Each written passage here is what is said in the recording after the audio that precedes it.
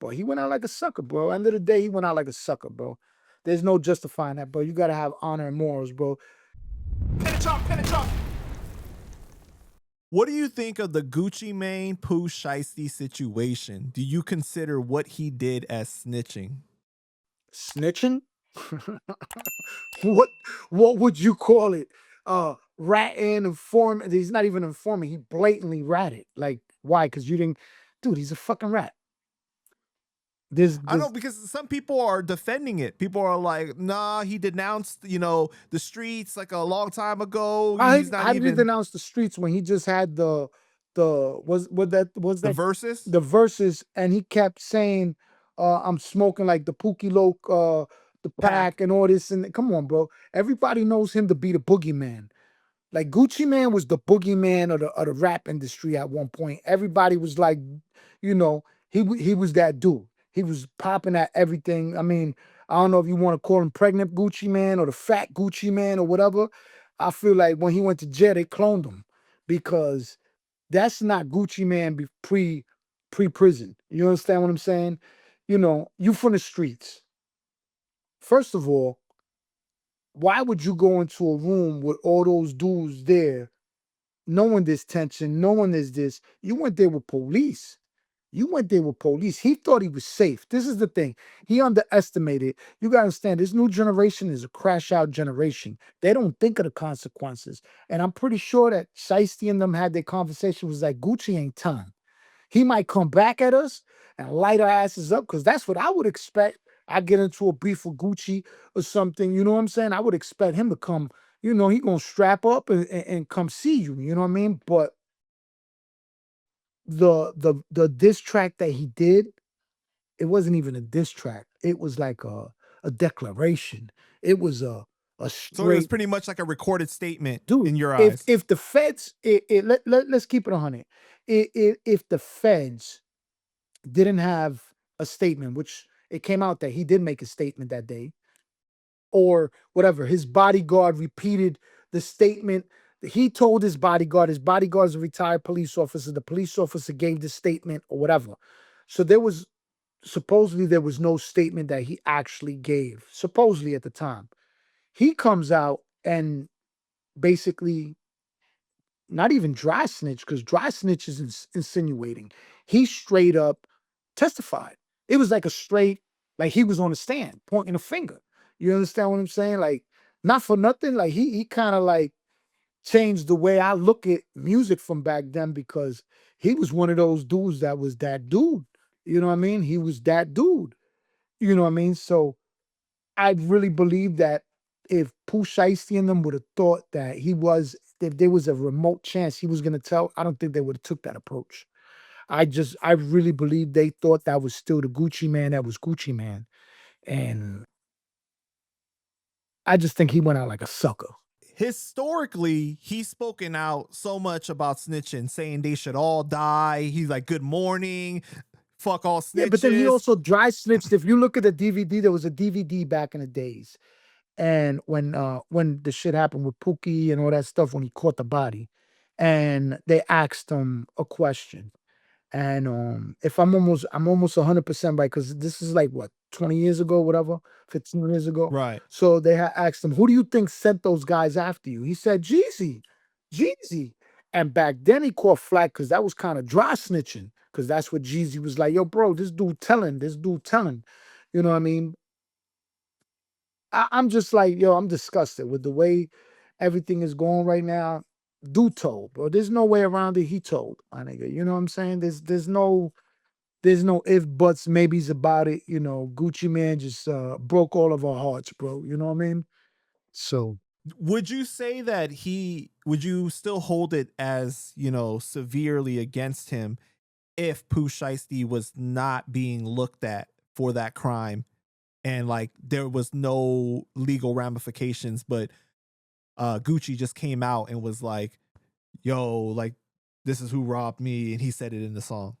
Would that still be considered snitching? you mean if Pooh Shiesty would have never got locked up, there was no charges pending, and he just threw like a There's no evidence, there's no nothing. He's free, and he comes out with that track insinuating this happened. Yeah. Then it Um, would be maybe dry snitching, but not like full on. yeah, it's still a form of telling, bro. Because at the end of the day, because there could be ramifications after that. Because nowadays, the prosecutors could pick up a case without you actually testifying. It's just like a domestic violence case. How many times husband and wives get into domestic violence case and the wife tries to drop charges? There's no evidence, there's no videotape, there's no nothing, and the DA picks up the case and prosecutes whichever one of the husband or the wife was arrested. So even if he put that track out, they could have picked up the case. You understand what I'm saying? I guess also because of the era that we're in now where music is being used against these rappers, right? To actually charge them. Dude, they're using everybody's. And the funny thing is that look, a lot of times the rappers might not have even been in the. It might not even be a story about them. A lot of the dudes that was the issue back in the days where they was saying, I forgot who it was, that the one of the first dudes that they used the lyrics against them, and he was like, I'm just telling stories of my environment that I'm not necessarily sure. I think it was Ice Cube, matter of fact, when they were talking about the fuck the police or something. And they were like, we're just telling these things that we see every day in the hood. These are just stories that we see. Doesn't necessarily mean that I was the shooter or I was the aggressor. It just means this is the life I see play out in front of me every single day. But nowadays, dudes have got so disrespectful and so blatant doing things for camera, for this fame, for this internet thing that, bro, they will put themselves under the jail for life, dude. You know what I mean? Look at the whole Fulio thing, digging up the dude's grave and doing all this. Look at they was crashing out on camera. These dudes is crashing out on camera for likes. So I don't know, bro. Like this whole new wave stuff. The rats get praised and the real dudes are treated like garbage. You know what I'm saying? So it's a different era. It's a different um I don't know, like everybody wants to make an excuse. Oh, this guy told because he was effing my girlfriend. Oh, this guy told because he was doing this. And no, this is the sad thing. The sad thing is that this generation actually argues about it and be like, yo, he had every right to tell because they weren't really his friends because they were doing this. So people paint narratives to justify being rats. Right. You know, But also the sad thing though is like you see your hero, quote unquote heroes or people that you respected that didn't grow up in this era now being influenced by this era about what is acceptable when they grew up on certain principles and know better. yeah, it's like I said, bro. It's just the way people are doing things nowadays is just is I don't know, bro. There's no way you could justify that song. There's no justifying it, bro. There's no justifying it, bro. He would have came out with a fuck your smelly mask and this and that and didn't bring up nothing about, bro. He painted a vivid picture of what basically went on. Mm. You know what I'm saying? Like whatever they didn't know, they pieced together already. You understand what I'm saying? So now, whether he testifies or not, basically they already got his statement. The world already heard his statement. The jury is already influenced because they already heard Gucci Mane's statement to the world. So whether the district attorney or anybody brings them to the stand, all they got to do is press play, and the jury's already influenced. But you know, it's so funny though, because like things happen over time, like a slow drip, right? It's like we start to get desensitized to it little by little. First, the streets is a myth. I'm talking about an open murder case and stuff like that on the podcast or whatever. And people start to accept it slowly. It's okay. Oh, they was effing my girl, or they were extorting Dude, me or whatever. And now it's okay. They snitch. And it starts to become more and more like, oh, we can justify why you do this now. right. But this is the thing that bothers me. Like, for instance, everybody, we always go back to this rat. You know what I mean? But at the end of the day, if this kid was just a kid, well, he's not a kid, he's a man, but at the time, this young man, was running around with them, and he was just caught up in the mix of what they were doing. And he was really not from the streets. He was all right, cool.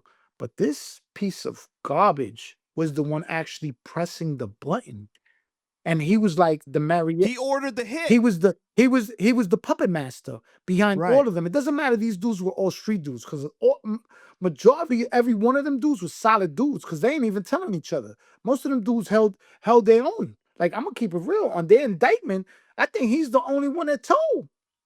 Right. Like, everybody else took their time, like men. I can't even I don't even know one of them that told besides the CEO dude, whatever, the secret informant dude, whatever. He was whatever, undercover fucking agent or whatever. But most of the dudes that was involved were all solid dudes. This dude was the one that was like, I got 10 bands on him, the blood. I got this. He was the instigator. He was the one that created the situations, every one of those situations. So Unnecessary situations right. too. And then you turn around and find a loophole that most of these dudes do all this time for, and you get out of it because you cooperate, because the DA rather take down 15 individuals than convict you. Yeah, you understand what I'm saying? Oh, they had Right. me. Yeah, they had you. They had you on wire. They had you on camera. They had you. So your only way out of it is like a cockroach. He wiggled his way out of it and found the narrative. Oh, well, they did this to my girl, which in reality, nobody even really knows if the dude was sleeping with his girl. But that's the narrative he went with. They kidnapped me. They did this to me. Bro, you from the streets. You putting packs on people. Why you didn't put bags on the dudes that kidnapped you? You understand what I'm saying? So it's like the kid that plays with fire. What happens when he gets burnt? Then he want to cry about him getting burnt. Nah, bro. I don't know if it was the Ozempic took his heart. Something happened, bro. Because that's not Gucci Man with the Bart Simpson chain on it. That's not that Gucci Man. You know what I mean? Right. Right. Yeah. There's no. I just again. I can't. He's a straight rap, bro. And how old Pooh Shiesty? Pooh Shiesty's like what, 25 years old? I don't know. Young. He's young, bro. So what? He gonna come home when he 40 years old, 30 years He's old? 26 years old. Come on, Born bro. in 99, Come on, bro. bro. Come on, bro. Come on, bro. Like, you know what I mean? Like, yo, you dealing like, and here's the thing. Either he's stupid, slow, or retarded. Because the dude came home. Dude hasn't met up with you. Dude's not dealing with you. Dude's dealing with your op. Dude's already making music with your op. Dude's shouting your op out. And you feel comfortable enough to go to a studio to record because you're trying to pimp him. Because at the end of the day, that's what Gucci was trying to do. Gucci was trying to get him on some features to launch his career, to put himself back in the position, you know what I'm saying, to do what he got to do. You know what I mean? See, why would you know what I'm saying? At the end of the day, you know what I mean? You already know this friction. You could have spoke on the phone and been like, "Yo, bro, listen, we got a problem. All right, listen, I got you for this many albums. Get whatever deal you gotta get. Tell them buy me out. I'm gonna keep this amount of percentage on each thing, and we work it out." But his greed, and he really thought because he came with two undercover or two retired police officers or whatever over there that he was gonna be safe. Let's be real. What other reason would you have for that? You understand what I'm I don't saying? know. What other reason? You're gonna tell me that all that jewelry he had on wasn't insured? Right. You understand? You're gonna tell me that it wasn't insured? His chain, his wedding ring. Um, what they said, it was over $500,000 worth of jewelry or whatever. I don't know the exact number, but I'm just saying when you wearing jewelry of that value, you definitely got insurance. So he would have got, but again, here's the catch. In order for you to collect your insurance, guess what you got to do? You got to come with a police report. Right. Right. Right. I remember them saying that. So you could have said you had it in your bag, you left it at the hotel, you put it in your flight bag, it disappeared from your luggage. He could have did it a whole different, you know what I mean, just to recoup his jewelry. You know what I'm saying? But he went out like a sucker, bro. End of the day, he went out like a sucker, bro. There's no justifying that, bro. You gotta have honor and morals, bro. End of the day, he could have, even after it happened, the dude got him. He could have made that phone call. But listen, you got me. They offered to give the other dude back his jewelry. You know that, right? The cameraman. Really? Yeah. Supposedly they reached out to the cameraman, said, "We're gonna give you back your stuff if you don't press charge." And dude said, "I don't want it back." The cameraman, not Gucci, the cameraman. So, you know what I mean? But Gucci could have stopped all of that. Gucci could have turned around and been like, "Yo, listen, you know what? I got all your masters. I got all your publishing. You ain't going nowhere. You understand what I'm saying? I need all my stuff back right now. And we're gonna work this out and we're gonna keep this quiet. I'm gonna take care of the white boy. I'm gonna make sure we make him right. We're gonna give him all his stuff back, and I'm gonna give him some but that's gonna come out of your end." He could have did it a thousand different ways. You understand what I'm saying? Because at the end of the day, all right, you still got him signed, but you just destroyed that man's life for the rest of the crash outs. But bro, and his father too, bro, you ain't talk no sense into this man. But again, they're under the impression this is Gucci man. That's like you going to a meeting with John Gotti and you like, all right, if he act up, we gonna pull out. You thinking of John Gotti as John Gotti. You know what I'm saying? A man's man. He gonna hold it down. You would never expect, you know what I'm saying, something like that. So they went there thinking, not to compare them to, because John never told on anybody. Let's make that clear. You know what I mean? I'm just making a reference like a stand-up individual. You thinking Gucci's a stand-up dude. So you go in there like, all right, we're gonna put the pressure on this dude, or whatever their intentions were. Obviously, that was their intentions.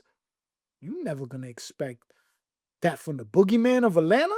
You would never expect that from the boogeyman of Atlanta. You know what I mean? I know I wouldn't. I would have underestimated it. So I don't know.